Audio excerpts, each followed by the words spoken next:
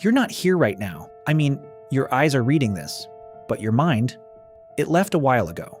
Maybe it's replaying something someone said to you last Tuesday, or rehearsing a conversation that hasn't happened yet, living inside a version of your life that only exists in your imagination. And the strange part? It feels more real in there than out here. If that sounds familiar, this video was made for you. There's a word for people like you, overthinkers, daydreamers, too much in your head, like it's a flaw, like the richness of your inner world is something to be fixed. But here's what psychology actually says. Living in your head isn't a personality defect. It's a response, something your mind learned to do because at some point, the inside world felt safer than the outside one. And once the brain finds safety somewhere, it goes back again and again, until going back becomes a habit, until the habit becomes a need, until the need becomes an addiction.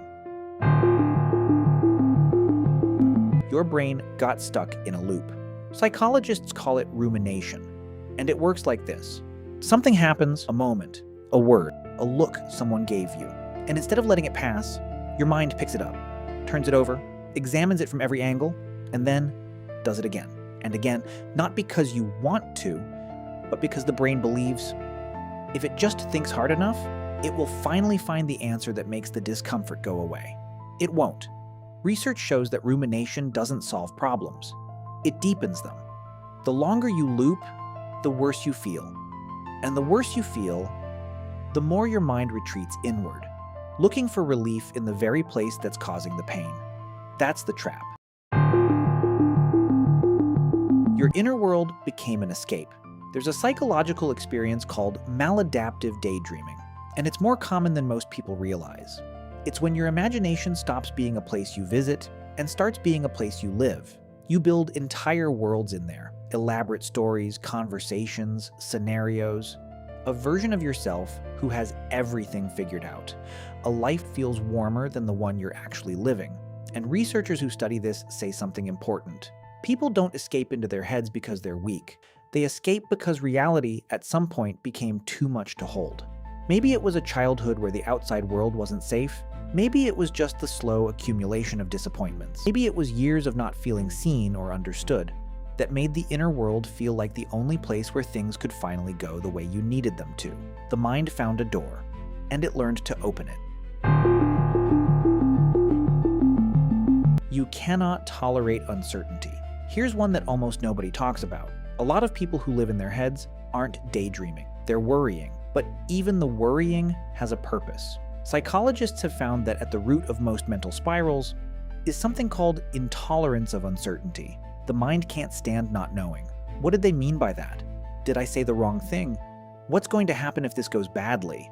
And so it thinks, and thinks, and thinks again. Not to torture you, but to try to control what feels uncontrollable. The cruel irony is this. The more you think trying to feel certain, the more uncertain you feel. The loop feeds itself. But here's what I need you to understand. And this is the part that changes everything. The problem isn't that you think too much. The problem is what happens when you try to stop. Most people who live in their heads eventually reach a breaking point. They tell themselves, okay, no more. I'm going to stop overthinking. And then what happens? The thoughts get louder. Because the brain doesn't respond well to suppression, tell yourself not to think about something, and that something is suddenly all you can think about. So the solution isn't willpower. It's not discipline. It's not just deciding to be present.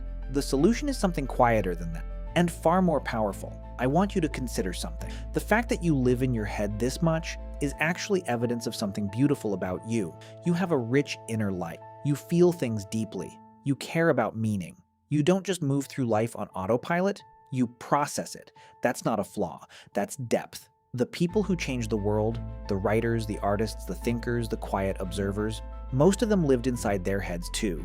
The difference between struggle and strength isn't how much you think. It's whether you're the one doing the thinking or whether the thinking is doing you. Right now, the thoughts are running the show, but that can change. Here's what the research actually suggests works. Not pushing the thoughts away, not replacing them with better thoughts, but stepping back from them. Psychologists call it the observer shift. Instead of being inside the thought, you become the one watching it. You notice it like weather. There's that spiral again. There's the replay. There's the what if. Not judging it, not fighting it, just seeing it. And here's what happens when you do that. The thought loses its grip. because a thought only has power when you are it.